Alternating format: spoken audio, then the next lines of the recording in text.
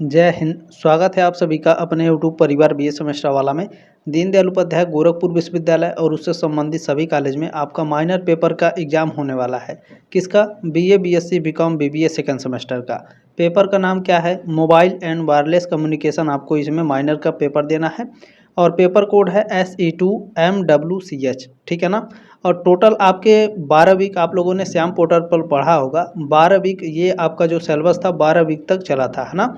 तो इसको लेकर के चाहे 12 चैप्टर का है चाहे 12 यूनिट्स का है, इन 12 यूनिट्स में ही आपके एग्जाम में क्वेश्चन आने वाले हैं, ठीक है ना। मॉडल पेपर ये आपका 1 रहेगा। देखिए हम लोग क्या होता है कि हम लोग जो है चैप्टर वाइज आप लोगों के कराते हैं एमसीक्यूएस, और एग्जाम में क्या होता है किसी एक चैप्टर से उठा करके आपके सारे क्वेश्चन दे देता है, ठीक है ना। तो इस वजह से बहुत ज़्यादा दिक्कत होती है, पर चिंता करने की कोई आवश्यकता नहीं है। बीए सेमेस्टर वाला आपके साथ है। मैं आपके सारे सब्जेक्ट के जितने भी आपके सब्जेक्ट हैं और जितने भी आपके चैप्टर हैं, मैं सभी चैप्टर के मोस्ट इंपॉर्टेंट जो एमसीक्यूएस मैं आपको प्रोवाइड करा दूंगा, ठीक है। चलिए स्टार्ट करते हैं। पहला क्वेश्चन आपका इसमें पूछा गया है, वायरलेस कम्युनिकेशन का सबसे बड़ा लाभ क्या है? वायरलेस कम्युनिकेशन का सबसे बड़ा लाभ होता है गतिशीलता, यानी मोबिलिटी। बी ऑप्शन राइट है क्वेश्चन नंबर पहले का। दूसरा क्वेश्चन आपका इसमें पूछा गया है, किस प्रकार के संचार में डेटा एक ही समय में दोनों दिशाओं में भेजा और प्राप्त किया जा सकता है? तो फुल डुप्लेक्स में, ठीक है ना। फुल डुप्लेक्स में यह एक ऐसा संचार है, फुल डुप्लेक्स, जिसमें एक डेटा को एक ही समय में दोनों दिशाओं में भेजा और प्राप्त किया जा सकता है, ठीक है। सी ऑप्शन राइट है क्वेश्चन नंबर दूसरे का, ठीक है। क्लियर हो गया ना।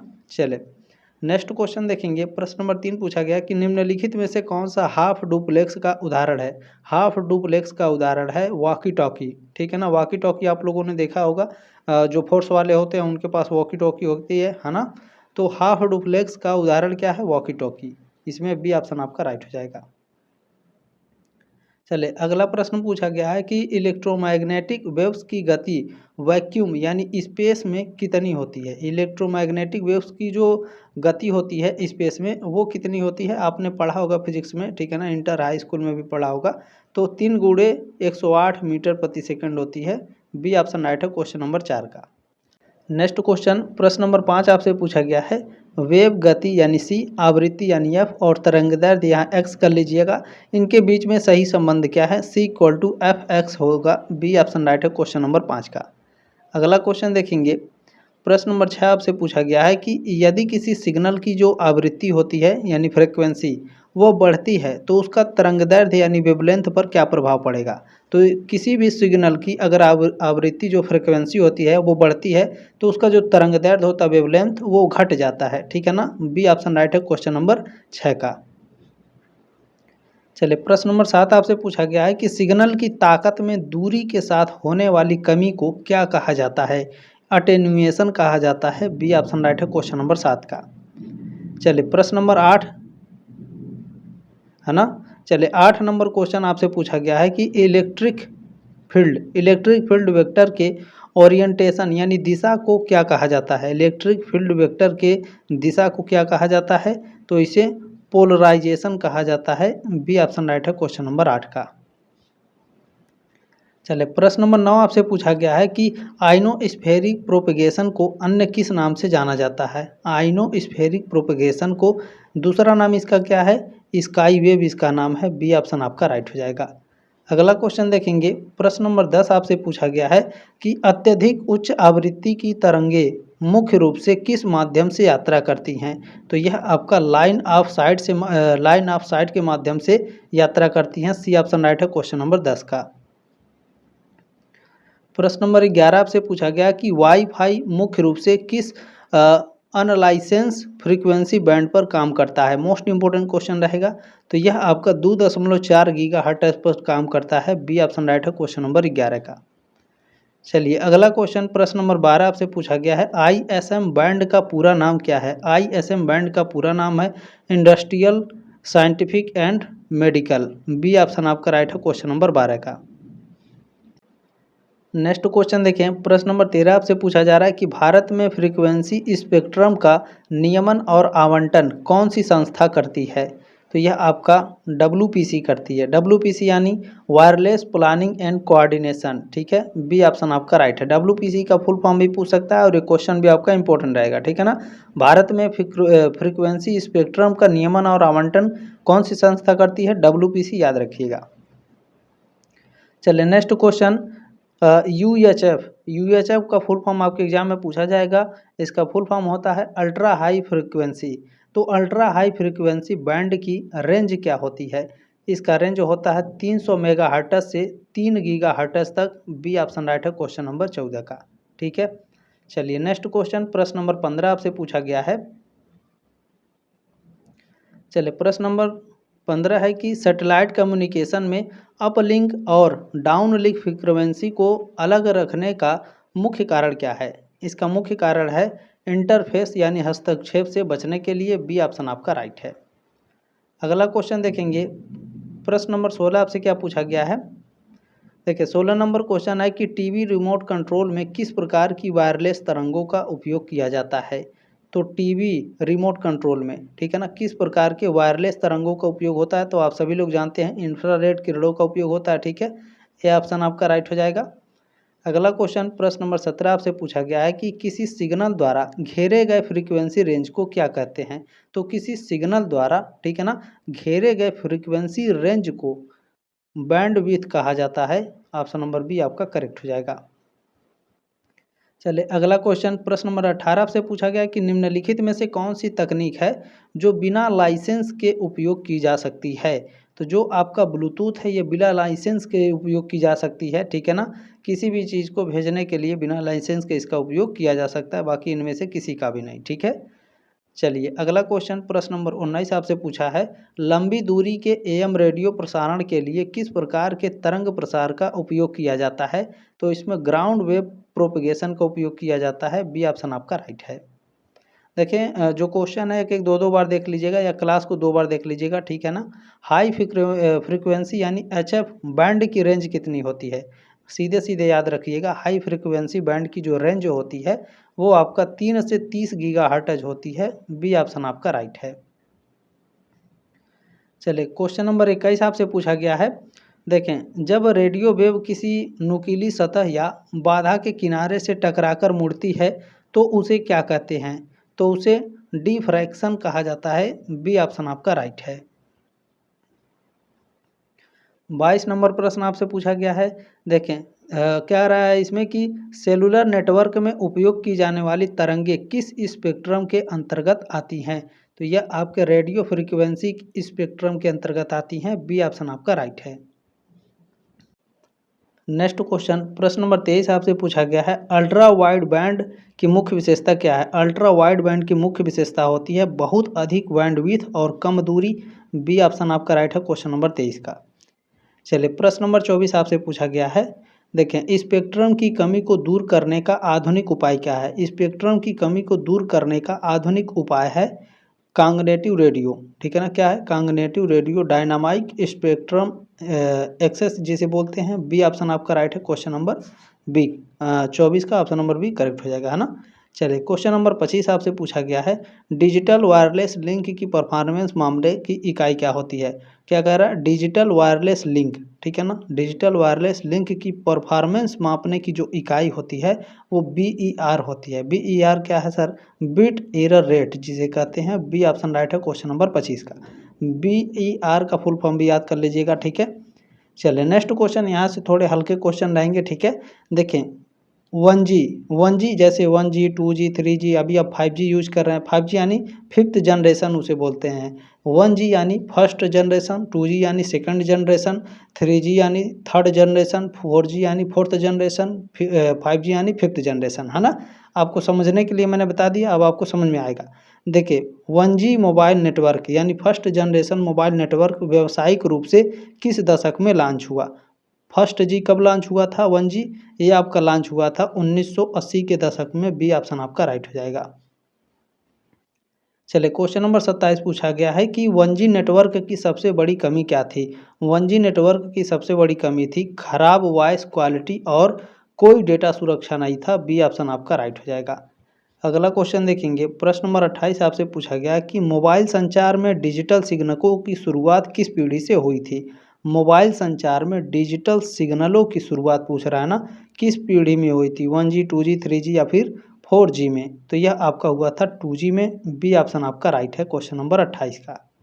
चलिए अगला क्वेश्चन देखेंगे, प्रश्न नंबर 29, एसएमएस यानी शॉर्ट मैसेज सर्विस और रोमिंग की सुविधा पहली बार किस पीढ़ी में शुरू की गई थी। मोस्ट इंपॉर्टेंट ये सारे क्वेश्चन है 2G में, है ना।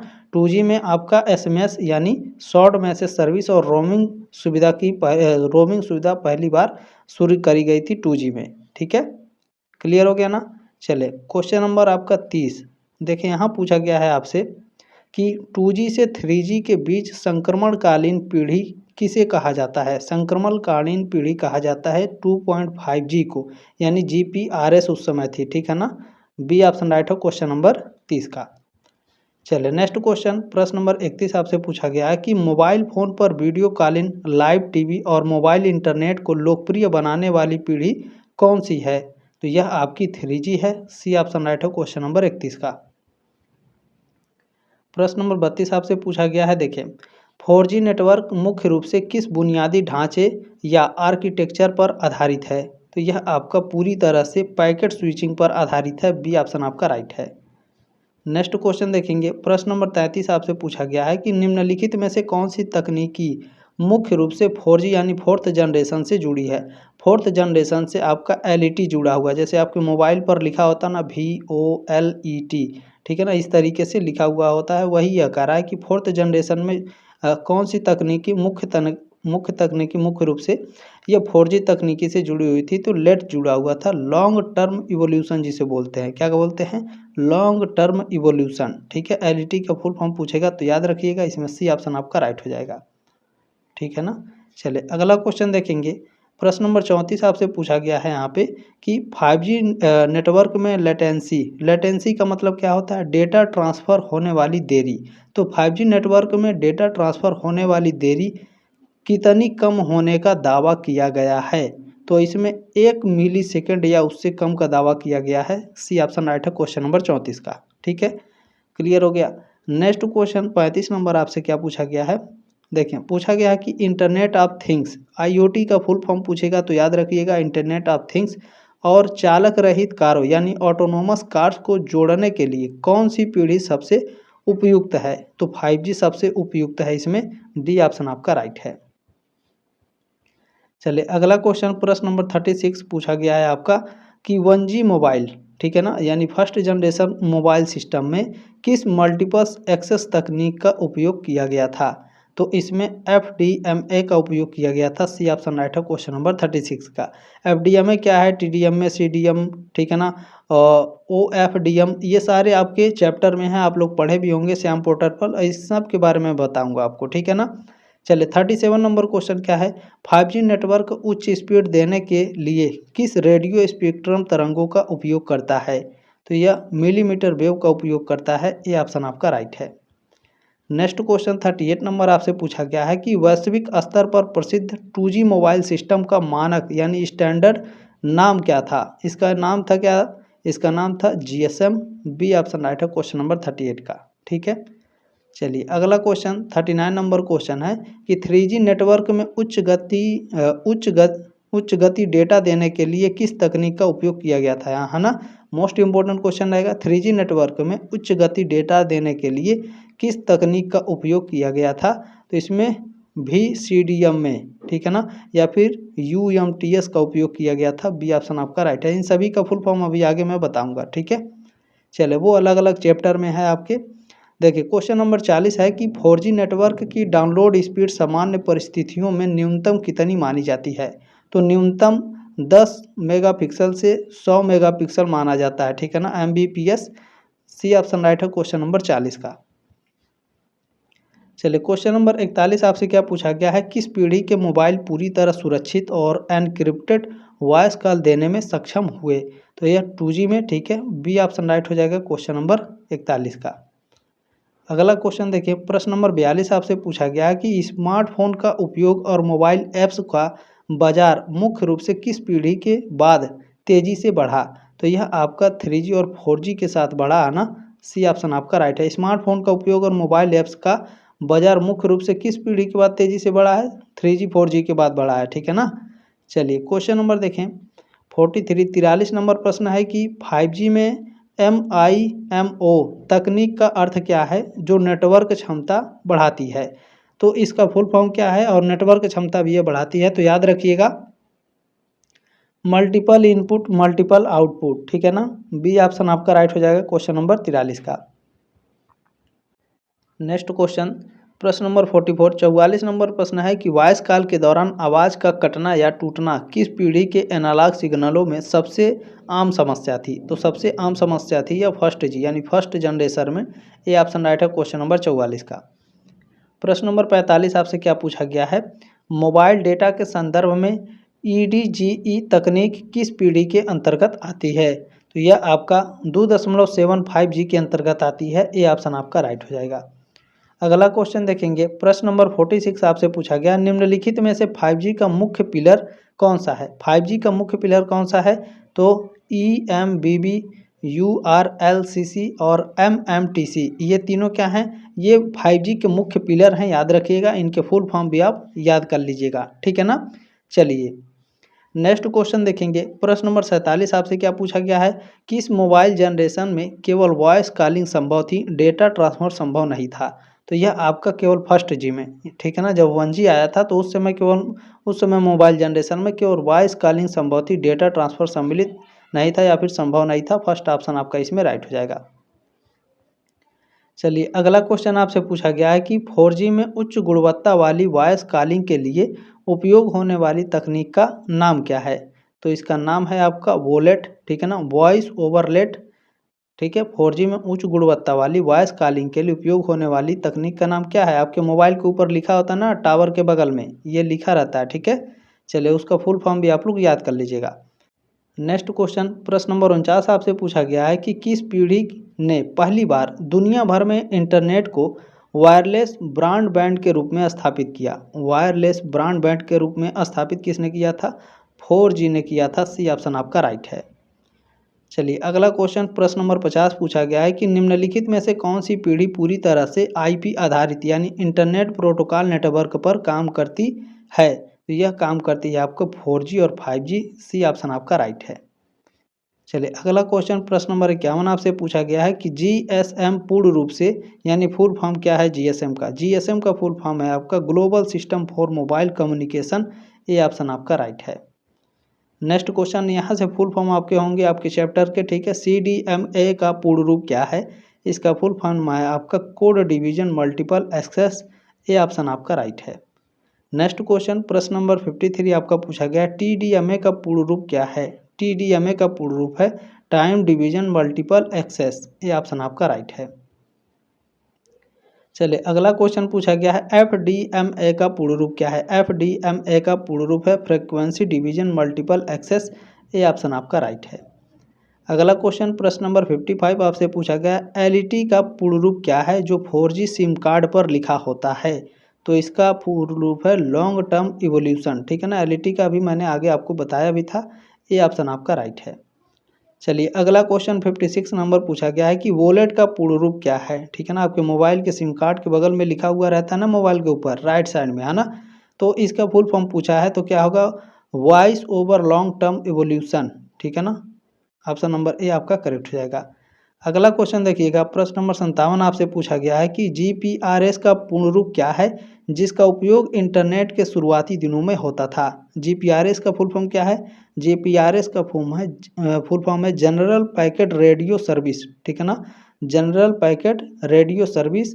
इसका उपयोग कहाँ होता था? तो इंटरनेट के शुरुआती दिनों में इसका उपयोग होता था। GPRS अभी ऊपर भी आपको मैंने बताया है ना।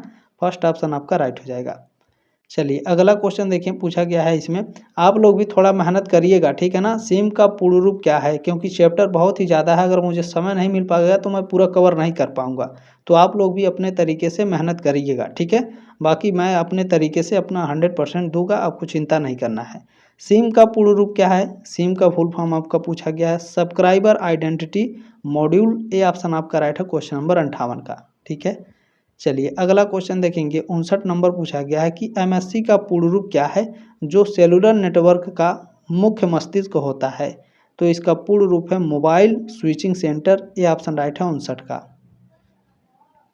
चलिए क्वेश्चन नंबर 60 आपसे पूछा गया है कि बीटीएस का पूर्ण रूप क्या है जिसे हम आमतौर पर मोबाइल टावर कहते हैं?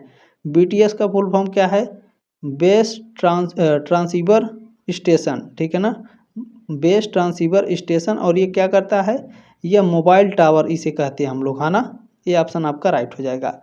चलिए नेक्स्ट क्वेश्चन, प्रश्न नंबर 61 आपसे पूछा गया है कि HLR का पूर्ण रूप क्या है जहां यूजर का अस्थायी डेटा स्टोर होता है?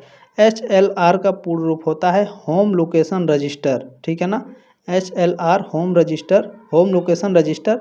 ये क्या होता है? तो यूजर का अस्थायी डेटा स्टोर होता है। ये ऑप्शन आपका राइट है 61 का, ठीक है। नेक्स्ट क्वेश्चन 62 62 नंबर प्रश्न है, VLR का पूर्ण रूप क्या है जो अस्थायी बाहर से आए रोमिंग ग्राहकों का डेटा रखता है? तो इसका फुल फॉर्म है visitor location register. A option आपका राइट हो जाएगा। नेक्स्ट क्वेश्चन देखेंगे, प्रश्न नंबर 63 63 नंबर प्रश्न है, WLAN का पूर्ण रूप क्या है जैसे हमारा वाईफाई है, ठीक है ना। तो WLAN, ठीक है ना, WLAN का फुल फॉर्म क्या है? तो वायरलेस लोकेशन एरिया नेटवर्क। ये ऑप्शन आपका राइट है, ठीक है। नेक्स्ट क्वेश्चन 64 नंबर आपसे पूछा गया है कि वाईफाई का पूर्ण रूप क्या माना जाता है? वाईफाई का पूर्ण रूप माना जाता है वायरलेस फिडेलिटी। ये ऑप्शन राइट है क्वेश्चन नंबर 64 का। अगला क्वेश्चन देख लेंगे, क्वेश्चन नंबर 65 आपसे पूछा गया है, OFDM का पूर्ण रूप क्या है जो 4G 5G में इंटरफेरेंस कम करता है? इंटरफेरेंस कम करता है कौन? ठीक है, 4G 5G में इंटरफेरेंस कम कौन करता है? OFDM करता है। तो ये क्या है, इसका फुल फॉर्म क्या है? तो इसका फुल फॉर्म है ऑर्थोगोनल, ठीक है ना, ऑर्थोगोनल फ्रिक्वेंसी डिवीजन मल्टीप्लेक्सिंग। ये ऑप्शन आपका राइट हो जाएगा क्वेश्चन नंबर 65 का, ठीक है ना। क्लियर हो गया। चलिए अगला क्वेश्चन देख लेंगे, क्वेश्चन नंबर 66 आपसे पूछा गया है कि IMEI का पूर्ण रूप क्या है जो हर मोबाइल फ़ोन का एक विशिष्ट पहचान नंबर होता है, ठीक है ना। आप लोगों का भी IMEI मोबाइल नंबर होगा। तो इसका फुल फॉर्म पूछा है, तो इसका फुल फॉर्म होगा आपका इंटरनेशनल मोबाइल इक्विपमेंट आइडेंटिटी। ये ऑप्शन आपका राइट है। चलिए अगला क्वेश्चन देखेंगे, क्वेश्चन नंबर 67 आपसे पूछा गया है, SINR का पूर्ण रूप क्या है जो सिग्नल की गुणवत्ता मापता है? सिग्नल की गुणवत्ता कौन मापता है? SINR। इसका फुल फॉर्म क्या होता है? Signal to interference plug plus noise ratio. ये ऑप्शन आपका राइट हो जाएगा, ठीक है ना। Signal to interference plus noise ratio. ये ऑप्शन आपका राइट है। नेक्स्ट क्वेश्चन देखेंगे, PIN, ठीक है ना, पिन का पूर्ण रूप क्या है जो सिम कार्ड या फोन लॉक में उपयोग होता है? पिन का क्या है बताइए। आप लोग भी पिन लगाए होंगे अपने अपने मोबाइल पर। पिन का फुल फॉर्म यहाँ पर पूछा गया है तो क्या होगा? Personal identification number. ये ऑप्शन आपका राइट है। चलिए अगला क्वेश्चन आपसे पूछा गया है कि UMTS का पूर्ण रूप क्या है जो 3G का मुख्य मानक है? अच्छा, 3G का मुख्य मानक क्या है? UMTS है। इसका फुल फॉर्म क्या होता है? Universal mobile telecommunication system. ये ऑप्शन आपका राइट है। नेक्स्ट क्वेश्चन देखिएगा, क्वेश्चन नंबर 70 आपसे पूछा गया है यहाँ पर, सेलुलर नेटवर्क में हैंड ऑफ, ठीक है ना, हैंड ऑफ या हैंड ओवर प्रक्रिया का क्या अर्थ है? तो हैंड ऑफ या फिर हैंड ओवर प्रक्रिया का अर्थ होता है सेलुलर नेटवर्क में एक्टिव कॉल के दौरान यूजर का बिना कटे कॉल एक बेस स्टेशन से दूसरे बेस स्टेशन नेटवर्क में ट्रांसफ़र होना, ठीक है ना। चलिए बी ऑप्शन आपका राइट हो जाएगा। अगला क्वेश्चन 71 नंबर आपसे पूछा गया है कि हार्ड हैंड ऑफ को अन्य किस नाम से जाना जाता है? हार्ड हैंड ऑफ, इसका दूसरा नाम है आपका पहले पुराना कनेक्शन टूटना फिर नया जुड़ना, ठीक है ना, ब्रेक बिफोर मेक, ठीक है, याद रखिएगा हिंदी इंग्लिश दोनों में। नेक्स्ट क्वेश्चन देख लेंगे, बी ऑप्शन आपका राइट हो जाएगा। नेक्स्ट क्वेश्चन है कि सॉफ्ट हैंड ऑफ, ठीक है ना, सॉफ्ट हैंड ऑफ की मुख्य विशेषता क्या है? सॉफ्ट हैंड ऑफ की मुख्य विशेषता होती है यह एक नया कनेक्शन जोड़ने के बाद ही पुराने कनेक्शन को छोड़ता है। बी ऑप्शन आपका राइट है। नेक्स्ट क्वेश्चन प्रश्न नंबर 73 आपसे क्या पूछा गया है, फ्रीक्वेंसी रीयूज शब्दावली का क्या अर्थ है? तो इसका अर्थ है समान फ्रीक्वेंसी चैनल का उपयोग थोड़ी दूरी पर स्थित अन्य सेल्स में कैपेसिटी बढ़ाने के लिए दोबारा करना। बी ऑप्शन आपका राइट है। अगला क्वेश्चन प्रश्न नंबर 74 आपसे पूछा गया है कि सेल स्प्लिटिंग क्या कर रहा है? सेल स्प्लिटिंग प्रक्रिया में किया क्या किया जाता है सेल स्प्लिटिंग प्रक्रिया में। तो सेल स्प्लिटिंग प्रक्रिया में एक बड़े सेल को छोटे छोटे माइक्रो सेल्स में विभाजित किया जाता है ताकि क्षमता बढ़ सके। बी ऑप्शन आपका राइट है।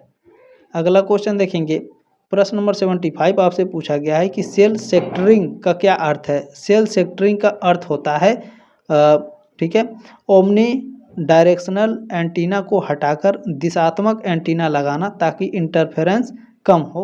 ये ऑप्शन आपका राइट है। नेक्स्ट क्वेश्चन देखेंगे, आपसे पूछा जा रहा है इसमें कि सह चैनल हस्तक्षेप यानी को चैनल इंटरफेरेंस, सीसीआई का भी फुल फॉर्म याद कर लीजिएगा, ठीक है ना। और पूछ रहा है कि सह हस्तक्षेप चैनल कब उत्पन्न होता है। यह तब उत्पन्न होता है जब समान फ्रीक्वेंसी का उपयोग करने वाले विभिन्न सेल्स के सिग्नल आपस में टकराते हैं, ठीक है। बी ऑप्शन आपका राइट है। अगला क्वेश्चन देखेंगे, 77 नंबर आपसे पूछा गया है समीपवर्ती चैनल हस्तक्षेप का कारण क्या है। तो इसका क्या कारण है, इसका कारण है पास पास की फ्रीक्वेंसी यानी निकटवर्ती चैनलों के सिग्नलों का आपस में ओवरलैप होना, ठीक है। बी ऑप्शन आपका राइट है 77 का। अगला क्वेश्चन देखेंगे, 78 नंबर क्वेश्चन आपसे पूछा गया है कि मल्टीपाथ प्रोपगेशन का क्या अर्थ है। क्या कर रहा है, मल्टीपाथ प्रोपगेशन, इसका क्या अर्थ होता है। तो प्रसारित सिग्नलों का इमारतों, पहाड़ों आदि से टकराकर रिसीवर तक कई अलग अलग रास्तों से पहुंचना, ये क्या होता है, मल्टीपाथ प्रोपगेशन, ठीक है। बी ऑप्शन आपका राइट हो जाएगा। अगला क्वेश्चन देखेंगे, प्रश्न नंबर 79 आपसे पूछा गया है कि मोबाइल संचार में डॉपलर शिफ्ट का क्या कारण है। डॉपलर शिफ्ट का क्या कारण होता है मोबाइल संचार में। तो इसका कारण होता है बेस स्टेशन और चलते हुए मोबाइल यानी वाहन के बीच सापेक्ष गति यानी रिलेटिव मोशन के कारण आवृत्ति में बदलाव होना, ठीक है ना। आप लोग भी चलते चलते बाइक से बात करते हैं, तो ये वही क्वेश्चन कह रहा है कि मोबाइल संचार में डॉपलर शिफ्ट का क्या कारण होता है ना। तो बेस स्टेशन और चलते हुए मोबाइल यानी वाहन के बीच सापेक्ष गति, ठीक है ना, रिलेटिव मोशन के कारण आवृत्ति में बदलाव। चलिए अगला क्वेश्चन आपसे पूछा गया है कि सेल स्प्लिटिंग करते समय जो नए चैनल छोटे सेल्स को दिए जाते हैं उन्हें पुराने बड़े सेल से कैसे अलग रखा जाता है। तो इन्हें अलग रखा जाता है फ्रीक्वेंसी रियूज प्लान को रीडिजाइन करके ताकि इंटरफेरेंस न हो। बी ऑप्शन आपका राइट है। चलिए अगला क्वेश्चन प्रश्न नंबर 81 पूछा गया है पूरे नेटवर्क की क्षमता को मापने के लिए किस इकाई का उपयोग किया जाता है। तो उपयोग किया जाता है किसका, एरलॉग का उपयोग किया जाता है। बी ऑप्शन आपका राइट है। पूरे नेटवर्क की क्षमता को मापने के लिए किसका उपयोग किया जाता है, एरलॉग का। चलिए क्वेश्चन नंबर 82 आपसे पूछा गया है कि अटेन्यूएशन शब्दावली का क्या अर्थ है ना। ये शुरू में आप लोगों ने पढ़ा था, तो यहाँ पे इसका अर्थ पूछ रहा है। तो माध्यम में यात्रा करते समय दूरी के साथ सिग्नल की ताकत यानी पावर का कमज़ोर होना। बी ऑप्शन आपका राइट है, ठीक है ना। अटेन्यूएशन शब्दावली क्या है, तो माध्यम में यात्रा करते समय यानी जो ट्रैवल कर रही है ये आपका जो किरणें हैं, है ना, तो उस समय दूरी के साथ सिग्नल की जो पावर होती है इसका कमज़ोर होना। अगला क्वेश्चन देख लीजिएगा, प्रश्न नंबर 83 नंबर क्वेश्चन है कि शैडोइंग या लार्ज स्केल फंडिंग का क्या अर्थ है। तो इसका अर्थ होता है किसी बड़ी इमारत या पहाड़ी से टकराकर सिग्नल का पूरी तरह ब्लॉक या कमज़ोर हो जाना। बी ऑप्शन आपका राइट है। चलिए अगला क्वेश्चन देखेंगे, प्रश्न नंबर 84 आपसे पूछा गया है कि फ्री स्पेस प्रोपगेशन मॉडल कहाँ लागू होता है। तो यह आपका कहाँ लागू होता है, ऐसे आदर्श स्थिति में जहाँ ट्रांसमीटर और रिसीवर के बीच कोई बाधा न हो, जैसे अंतरिक्ष या फिर साफ हवा। बी ऑप्शन आपका राइट है। चलिए नेक्स्ट क्वेश्चन देखेंगे, प्रश्न नंबर 85 क्या पूछा गया है आपसे। यहाँ पर पूछा गया है सेलुलर नेटवर्क में क्लस्टर किसे कहते हैं, ठीक है ना। क्लस्टर पूछ रहा है, तो क्लस्टर उसे कहते हैं ऐसे आसपास स्थित सेल्स का समूह जो उपलब्ध आवृत्तियों यानी फ्रीक्वेंसीज का एक पूरा सेट उपयोग करते हैं। बी ऑप्शन आपका राइट है। चलिए क्वेश्चन नंबर 86 आपसे पूछा गया है कॉल ड्रॉप होने का मुख्य तकनीकी कारण क्या है। कॉल ड्रॉप होने का मुख्य तकनीकी कारण क्या होगा, तो अचानक कमज़ोर सिग्नल मिलना या हैंड ऑफ प्रक्रिया का फेल हो जाना, ठीक है ना। अचानक आप बात करते करते आपका फ़ोन क्या होता है, कट जाता है, तो कारण क्या होता है, कमज़ोर सिग्नल का मिलना या फिर हैंड ऑफ प्रक्रिया का फेल हो जाना। चलिए अगला क्वेश्चन 87 नंबर प्रश्न है कि पावर कंट्रोल शब्दावली क्या महत्व है, ठीक है ना। पावर कंट्रोल शब्दावली का क्या महत्व है, तो मोबाइल और बेस स्टेशन की ट्रांसमिशन पावर को नियंत्रित करना ताकि नियर नियर फॉर समस्या और इंटरफेरेंस कम हो। बी ऑप्शन आपका राइट हो जाएगा। अगला क्वेश्चन देखेंगे, प्रश्न नंबर 88 आपसे पूछा गया है कि लाइन ऑफ साइट है ना, लाइन ऑफ साइट एलओएस का फुल फॉर्म याद कर लीजिएगा, पूछेगा तो लाइन ऑफ साइट संचार का क्या अर्थ है? तो इसका अर्थ होता है ट्रांसमीटर और रिसीवर एंटीना का एक दूसरे के बिल्कुल सामने सीधी रेखा में होना, ठीक है ना, सीधी रेखा में होना। बी ऑप्शन आपका राइट है। चलिए अगला क्वेश्चन 89 नंबर क्वेश्चन है कि फेडिंग से क्या तात्पर्य है? फेडिंग का अर्थ क्या होता है या फिर फेडिंग शब्द का मतलब क्या होता है? तो समय या दूरी के साथ प्राप्त होने वाले सिग्नलों की ताकत में होने वाले उतराव चढ़ाव को फेडिंग कहते हैं। बी ऑप्शन आपका राइट है। चलिए अगला क्वेश्चन है प्रश्न नंबर 90, रैले फेडिंग मॉडल कब लागू होता है? रैले फेडिंग मॉडल यह तब लागू होता है जब ट्रांसमीटर और रिसीवर के बीच कोई सीधा रास्ता यानी नो लॉस एलओएस नहीं होता है और केवल परावर्तित तरंगें पहुंचती हैं, ठीक है। तो यहाँ पर ए ऑप्शन आपका राइट हो जाएगा।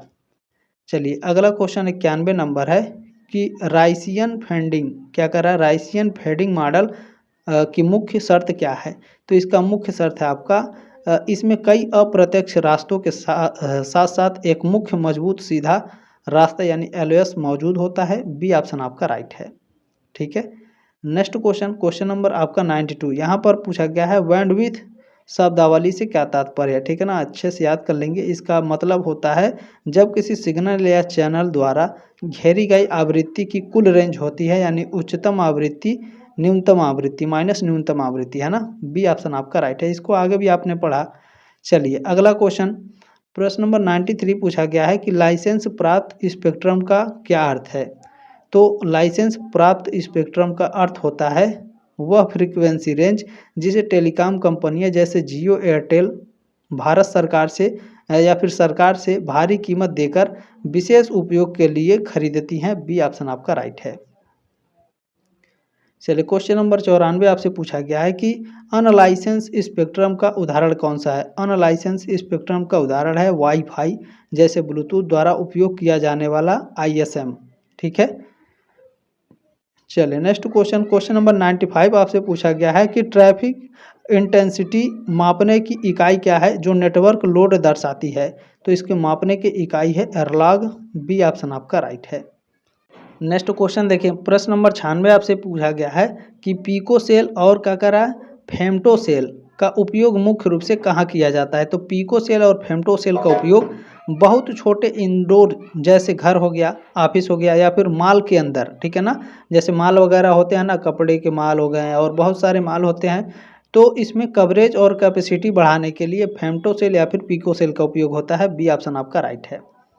चलिए नेक्स्ट क्वेश्चन है 97 नंबर क्वेश्चन क्या है देखें, वायरलेस संचार में मल्टीपल एक्सेस तकनीक, ठीक है ना, वायरलेस संचार में मल्टीपल एक्सेस तकनीक का मुख्य उद्देश्य क्या है? तो इसका मुख्य उद्देश्य होता है एक ही समय पर कई उपयोगकर्ताओं यानी यूजर्स को बिना किसी रुकावट के एक ही इंटरनेट चैनल साझा करने की अनुमति देना, ठीक है ना, मल्टीपल एक्सेस तकनीक, ठीक है ना, याद रखिएगा।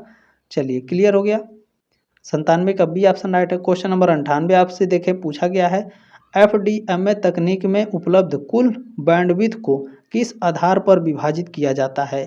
तो यह अलग अलग फ्रीक्वेंसी चैनलों के आधार पर। सी ऑप्शन राइट है क्वेश्चन नंबर 98 का। अगला क्वेश्चन देखेंगे, प्रश्न नंबर 99 आपसे पूछा गया है प्रथम पीढ़ी यानी 1G के एनालॉग मोबाइल सिस्टम में मुख्य रूप से किस तकनीक का उपयोग किया गया था? तो इसमें उपयोग किया गया था एफडीएमए का। सी ऑप्शन राइट है क्वेश्चन नंबर 99 का। अगला क्वेश्चन देखेंगे, प्रश्न नंबर 100 आपसे पूछा गया है कि एफडीएमए में दो पास पास वाले फ्रीक्वेंसी चैनलों के बीच होने वाले टकराव को रोकने के लिए किसका उपयोग किया जाता है? तो यहाँ पर गार्ड बैंड का उपयोग किया जाता है। बी ऑप्शन आपका राइट है। नेक्स्ट क्वेश्चन आपसे पूछा गया है कि विश्व प्रसिद्ध 2G जीएसएम मोबाइल नेटवर्क में मुख्य रूप से किस तकनीक का उपयोग किया गया था? तो इसमें टीडीएमए और एफडीएमए का संयोजन यानी कॉम्बिनेशन था। बी ऑप्शन आपका राइट है। चलिए अगला क्वेश्चन 102 नंबर है कि टीडीएमए में दो अलग अलग टाइम स्लॉट के बीच डेटा के आपस में मिलने यानी ओवरलैप को रोकने के लिए जो खाली समय छोड़ा जाता है उसे क्या कहते हैं? तो इसे गार्ड टाइम कहा जाता है। बी ऑप्शन आपका राइट है। चलिए अगला क्वेश्चन है 103 नंबर, एफडीएमए और टीडीएमए के बीच मुख्य अंतर क्या है? तो इसके बीच में मुख्य अंतर है, एफडीएमए फ्रीक्वेंसी बांटता है और जो टीडीएमए है यह समय बांटता है। ठीक है ना, अब क्लियर हो गया, ये ऑप्शन राइट है 103 का। चलिए क्वेश्चन नंबर 104 आपसे पूछा गया है कि किस तकनीक में उपयोगकर्ताओं को लगातार ट्रांसमिशन की अनुमति होती है, यानी उनका चैनल समय के लिए नहीं कटता। तो यह उपयोग की जाती है एफडीएमए में, बी ऑप्शन आपका राइट है। चलिए अगला क्वेश्चन आपका पूछा गया है कि सीडीएम तकनीक में उपयोगकर्ताओं को एक दूसरे से अलग करने के लिए किसका उपयोग किया जाता है? तो इसमें अद्वितीय कोड का उपयोग किया जाता है, सी ऑप्शन आपका राइट है। चलिए अगला क्वेश्चन 106 नंबर आपसे पूछा गया है कि तीसरी पीढ़ी यानी 3G के मोबाइल नेटवर्क में किस मुख्य मल्टीपल एक्सेस तकनीक का उपयोग किया गया था? तो इसमें भी सीडीएम का उपयोग किया गया था, है ना, वाइड बैंड सीडीएम में, याद रखिएगा, सी ऑप्शन आपका राइट हो जाएगा। नेक्स्ट क्वेश्चन 107 नंबर क्वेश्चन है कि स्पेड स्पेक्ट्रम तकनीक मुख्य रूप से किस मल्टीपल एक्सेस का आधार है? तो यह आपका सीडीएमए का आधार है। ठीक है ना, ठीक है, स्प्रेड स्पेक्ट्रम इतना याद रखिएगा, सीडीएमए की मुख्य रूप से मल्टीपल एक्सेस का आधार है, सी ऑप्शन आपका राइट है 107 का। क्लियर हो गया। चलिए अगला क्वेश्चन 108 नंबर क्वेश्चन है कि सीडीएमए तकनीक का सबसे बड़ा लाभ क्या है? तो इसका सबसे बड़ा लाभ है यह बहुत उच्च सुरक्षा यानी सिक्योरिटी और अधिक नेटवर्क क्षमता प्रदान करता है, बी ऑप्शन आपका राइट है। अगला क्वेश्चन 109 नंबर आपसे पूछा गया है, यदि टीडीएमए में एक चैनल को 8 टाइम स्लॉट में बांट दिया गया है तो एक समय पर कितने उपयोगकर्ता बात कर सकते हैं? तो एक समय में 8 उपयोगकर्ता बात कर सकते हैं, सी ऑप्शन राइट है क्वेश्चन नंबर 109 का। 110 नंबर क्वेश्चन है, चैनल को सब्सक्राइब कर लीजिएगा अभी, और इसके क्लासेस आने वाली हैं, जितनी क्लासेस आएंगी आपके पास पहुंच जाएंगी। ठीक है ना। चलिए ये लास्ट क्वेश्चन है, इसमें पूछा गया है कि सेलुलर मोबाइल कम्युनिकेशन में हैंड ऑफ प्रक्रिया के कुल कितने मुख्य चरण होते हैं? तो कुल मुख्य 3 चरण होते हैं। कौन कौन से? सिग्नल मापना, निर्णय लेना और कनेक्शन ट्रांसफर करना। ठीक है, बी ऑप्शन राइट है क्वेश्चन नंबर 110 का। जल्द मिलेंगे आपके नेक्स्ट क्लास में, तब तक के लिए जय हिंद, वंदे मातरम।